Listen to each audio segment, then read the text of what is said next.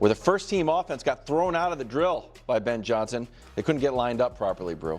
We saw that intensity on defense, too. Dennis Allen, his players doing ups and downs. Allen said you got to pay the price. It's a privilege to be on the defense. That's right. Here's what I think.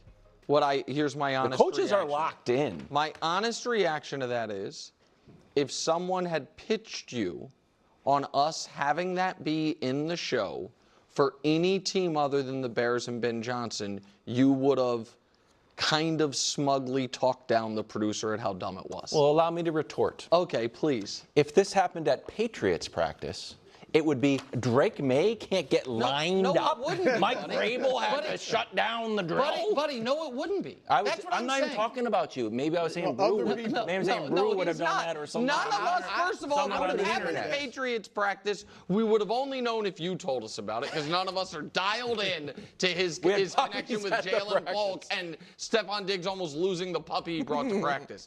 I think this is the fact that in the new head coach's first practice, one of the first drills, they didn't get lined up correctly, is as close to nothing as nothing can be. And I think it is for a guy. Something or nothing. For a guy.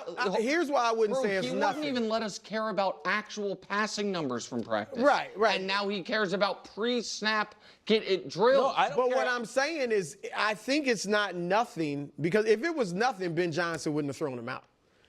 Like, Ben Johnson expects them to be able to line up properly. That's part of what I'm talking about with Caleb. That's part of what he's got to start doing. Now I think he'll be fine, but I think this is good and a little shaky. Good in that Ben Johnson's setting a new standard, and so is Dennis Allen with the defense. I like that. That's hard coaching. All right. Bad in that this is why I think there will be some growing pains with Caleb just getting on the right page and doing everything. I just want to know, just for the Ben sake Johnson of the show, because there's a lot of training camps going on, and we have a lot of time. There's not a lot of sports going on. I'm interested in it. Is this now the type of thing we should flag across the league? Okay. I'm not going to let them muddy the waters for this, because this is actually an awesome thing. And I'm so happy to be able to discuss this. I really am. Because there's a few different ways to unpack this. And I think they're going about it the completely wrong way, to be honest with you. I love this. This is absolutely awesome. Listen, sometimes coaches can take it to the extreme, but I think on day one, at the heart of it, at the core of it, Ben Johnson was unhappy with the discipline of the moment and the intentionality of what you were bringing to practice. It wasn't so much that they were messing something up where it was like they dropped the ball or they just made a mistake. It was like, you're not focused enough. You gotta be here right now, thinking about nothing else. I need you to do what needs to be done, right? Like it's more about focus and intention than just like I'm missing my throws, for instance, or something like that. And when you're talking about this on day one, you are setting the tone.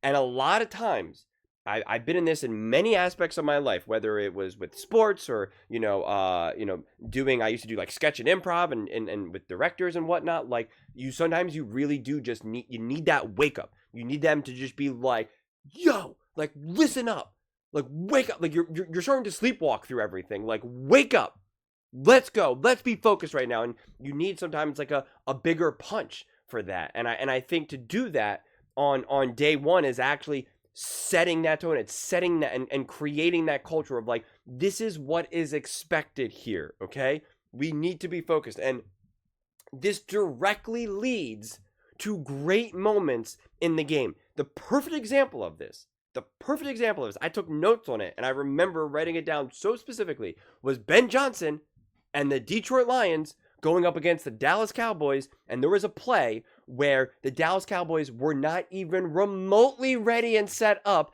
and the Lions were able to get to the line and call hike, and it directly led, I believe, to a touchdown or at least a very big play. And I just remembered, like, that's a discipline of the Detroit Lions, and that's the undisciplined nature of the Dallas Cowboys. It's night and day.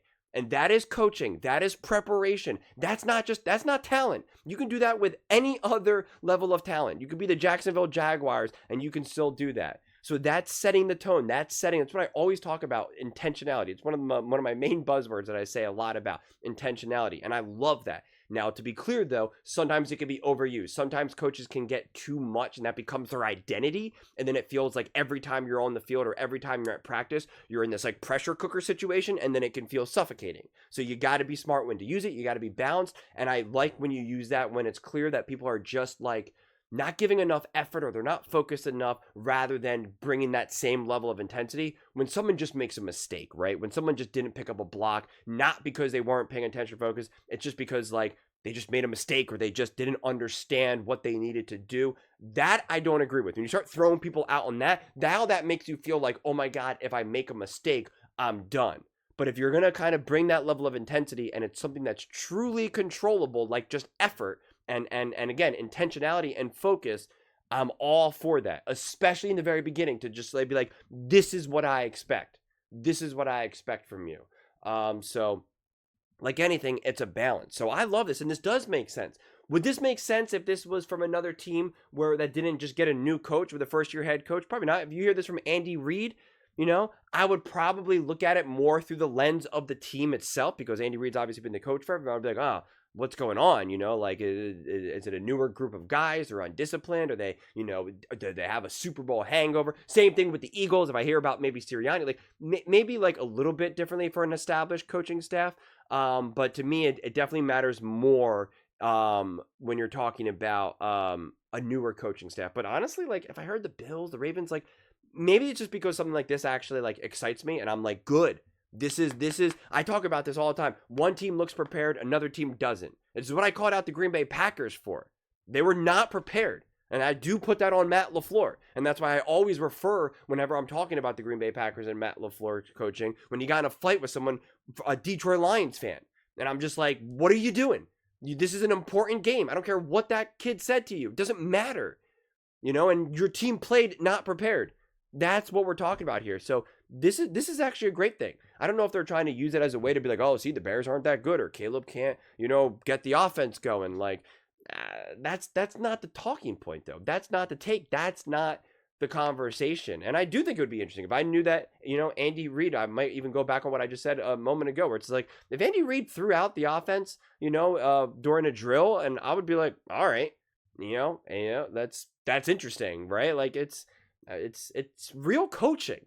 Like that actually is real coaching. So, I mean, I've been there. I've been there on all the sides of it. So, and, you know, and the feeling of just like, oh man, coach just threw us out, or coach is angry. When you know, like, coach is angry, and he's angry at like you, and you're part of that. Like, it brings a different energy, man. Like, everyone's back is a little bit straighter, and you're a little bit less likely to make that joke. And if someone still does make a joke, you're definitely not laughing as loud, and you're barely smiling, and, you know, you're just kind of looking around, and you're trying to, like, maybe even keep your distance from some player who's, like, not quite getting it just yet. You're like, I'm going to walk over here now. Like, it's just, it's a real thing. But like I said, it could definitely be worn down. And that is something that I want to look for from Ben Johnson, because that is sometimes where coaches go wrong, especially new coaches. They're like, I need to be the hard guy. I need to be the guy who's serious and focused and does this, and this. And, like, sometimes it can be too much. And he obviously is bringing a level of intensity. So it is going to be interesting. It's definitely going to be interesting. But I love to hear this. So I'll emphasize that for sure. Those are just my thoughts. I'd absolutely love to hear yours. What do you guys all think about the Chicago Bears and the intensity of Ben Johnson, and, you know, throwing out, I guess, the first team during offensive drill? You know, I love it. But let me know your thoughts. I read every single comment. It's whether you agree with me or disagree with me. Either way, let's get in some discussions. Let's get in some fights. But ultimately, let's just have some fun. And please do consider subscribing. We're building an amazing community here, and I absolutely love to see you part of it. I want to build something that we all generally feel connected to. Something that we're really excited to be part of. I think we're on our way to doing it. And please don't forget to give this video a thumbs up, as it really does help with the visibility and the algorithm. Thank you so much. See you next time.